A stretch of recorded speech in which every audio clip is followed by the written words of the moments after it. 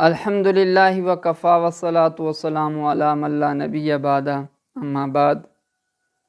معزز سامعین، حدیث مبارکہ کے اندر آتا ہے کہ ایک مسلمان کے دوسرے مسلمان پر 5 حقوق ہیں۔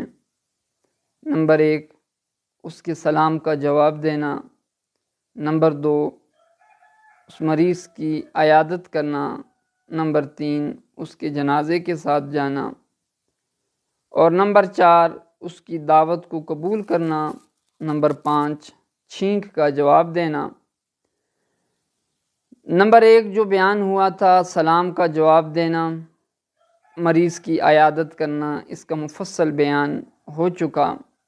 آج انشاءاللہ العزیز اس کے جنازے کے ساتھ، مسلمان کے جنازے کے ساتھ جانے پر جو فضائل حدیث پاک کے اندر وارد ہوئے ہیں اس پر بات ہوگی۔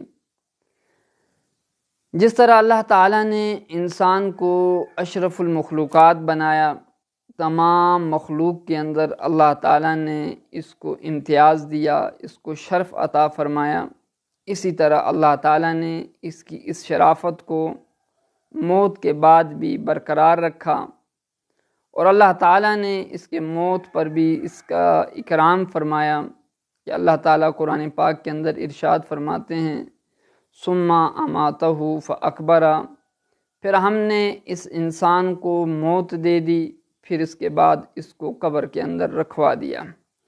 یعنی یہ بھی اللہ تعالیٰ کا احسان ہے کہ اللہ تعالیٰ نے اس کو عام جانوروں کی طرح، عام جانداروں کی طرح نہیں چھوڑا، بلکہ اللہ تعالیٰ نے اس کے ساتھ نہایت ہی عزت اور شرف والا معاملہ فرمایا کہ اس کو مرنے کے بعد اللہ تعالیٰ نے قبر کے اندر رکھوا دیا، اور اس کا یہ اعزاز اور اکرام فرمایا کہ مسلمان اگر دنیا سے رخصت ہو جائے، چاہے وہ کتنا ہی گناہ گار کیوں نہ ہو، حدیث پاک میں فرمایا کہ اس کو غسل دیا جائے اور کفن پہنایا جائے، خوشبو لگائی جائے، اور اس کے اوپر نماز جنازہ پڑھی جائے، اور اس کو قبر کے اندر دفن کر دیا جائے۔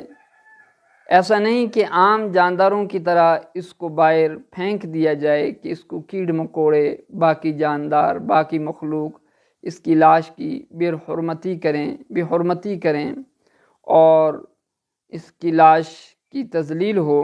اللہ تعالیٰ نے اس کو عزت اور احترام کے ساتھ قبر کے اندر رکھوا دیا۔ اسی طرح اس کے جنازے میں شریک ہونے والوں کے لیے بھی بڑی فضیلت بیان فرمائی۔ آپ کے سامنے ایک حدیث مبارکہ پیش کر رہا ہوں۔ یہ حدیث مستدرک حاکم کے اندر موجود ہے، اور امام حاکم رحمۃ اللہ علیہ نے فرمایا کہ یہ حدیث امام مسلم کی شرط کے مطابق ہے، اور علامہ ذہبی رحمۃ اللہ علیہ نے اس پر کلام بھی نہیں فرمایا، لہذا یہ حدیث صحیح ہے۔ حدیث پاک میں فرمایا کہ جو بندہ کسی مسلمان کو غسل دے اور اس کے عیوب کو چھپائے، اللہ تعالیٰ اس بندے کی 70 مرتبہ بخشش فرماتے ہیں، اور جو اس بندے کو کفن پہنائے، اس میت کو کفن پہنائے، اللہ تعالیٰ اس کو جنت کے اندر سندس اور استبرق کا لباس پہنائیں گے، اور جو شخص اس کے لیے قبر کھودے تو اس کے لیے یہ ثواب بیان فرمایا، یہ اجر بیان فرمایا کہ اس کو اتنا ثواب اور اجر ہوگا جیسا کہ اس شخص نے اس کو گھر بنا کر دیا، اور قیامت تک اس نے اس کو وہ گھر بنا کر دیا ہے، تو قیامت تک اس کو اس کا اجر و ثواب ملتا رہے گا۔ جب تک میت اس قبر کے اندر قیامت تک پڑی رہے گی تو اس کو اس کا اجر و ثواب ملتا رہے گا۔ اسی طرح مسلمان کے جنازے کے اندر شرکت کرنا، اس کے بھی بڑے فضائل بیان فرمائے۔ حدیث پاک میں فرمایا کہ جو شخص کسی مسلمان کے جنازے کے اندر شرکت کرتا ہے اس کے لیے ایک قرات کا ثواب ہے، اور ایک قرات احد کے پہاڑ کے برابر، اور جو دفن تک شریک رہے اس کے لیے 2 قرات، اور یہ 2 قراتوں کا ثواب و اجر 2 پہاڑوں کے ثواب کے مقدار کے برابر ہے۔ اسی طرح حدیث پاک میں فرمایا کہ جو مسلمان 40 مسلمان اگر کسی مسلمان کی جنازے کے اندر شرکت کر لیں اور وہ اللہ کے ساتھ کسی کو شریک نہ ٹھہراتے ہوں تو اللہ تعالیٰ ان مسلمانوں کی سفارش اس میت کے حق میں قبول فرماتے ہیں اور اس کی بخشش اللہ تعالیٰ فرما دیتے ہیں۔ ابو قریب رضی اللہ رحمۃ اللہ علیہ یہ حضرت ابن عباس رضی اللہ تعالیٰ عنہ کے آزاد کردہ غلام ہیں۔ حضرت ابن عباس رضی اللہ تعالیٰ عنہ کے بڑے صاحبزادے انتقال کر گئے، ان کا انتقال ہوا تو ابو قریب فرماتے ہیں کہ حضرت ابن عباس رضی اللہ تعالیٰ عنہ نے مجھے کہا کہ باہر جا کر دیکھو کہ مسلمانوں کی تعداد 40 کے قریب ہو گئی ہے۔ تو فرماتے ہیں میں باہر گیا تو دیکھا وہاں پر بہت سارے لوگ جمع تھے جو 40 کے قریب تھے۔ میں نے آ کر ابن عباس رضی اللہ تعالیٰ عنہ کو کہا کہ جی ہاں اتنے بندے جنازے کے اندر شریک ہونے کے لیے آ گئے ہیں۔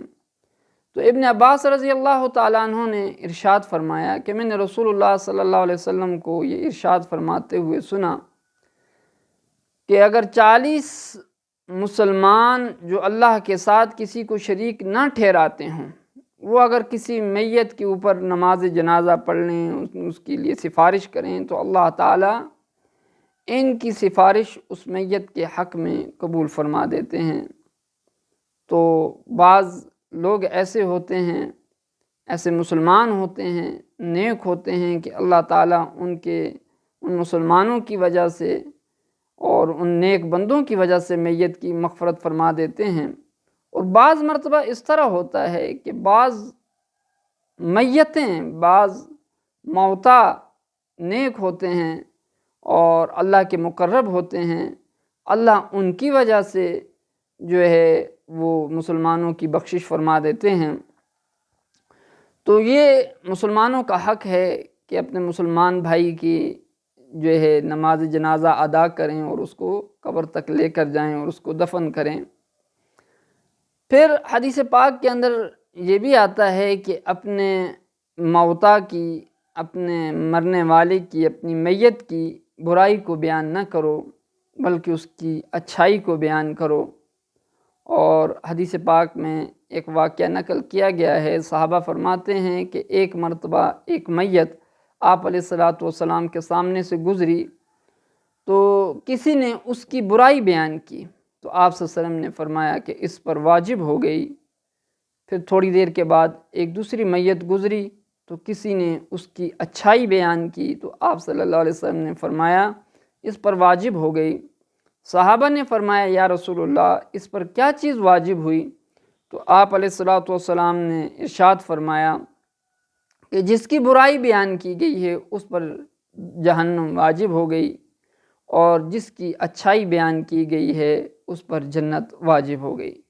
لہٰذا اپنے موتا کی آدمی جو ہے وہ اچھائیاں بیان کرے، برائیاں بیان نہ کرے۔ اور حدیث پاک میں آتا ہے اپنے مردوں کو برا بلا نہ کہو، وہ اپنے اس مقام کو پہنچ چکے ہیں، انہوں نے جو اچھا بلا کیا اس مقام کو پہنچ چکے ہیں، ان کو وہ چیز وہاں پر مل جائے گی۔ اور میت کی غیبت نہ کی جائے۔ میت کی غیبت یہ بنسبت زندہ کے بہت زیادہ سخت ہے۔ زندہ آدمی کی میت کہ زندہ آدمی کی اگر آدمی غیبت بیان کرے تو اس کا مداوع ہو سکتا ہے، آدمی جا کر اس سے معافی مانگ سکتا ہے اور اس سے معذرت کر سکتا ہے، امید ہے کہ اللہ تعالیٰ اس کو معاف کر دے گا۔ لیکن کسی مردہ کی اگر غیبت بیان کی جائے تو یہ اس سے زیادہ سخت ہے، کیونکہ اس کا مداوع ہونا مشکل ہے۔ تو اس لیے ہم مسلمانوں کی جنازوں کے ساتھ خود بھی جائیں اور کوشش کریں کہ ہم سے کوئی جنازہ جو ہے وہ رہ نہ جائے۔ اللہ تعالیٰ مجھے اور آپ کو عمل کرنے کی توفیق عطا فرمائے۔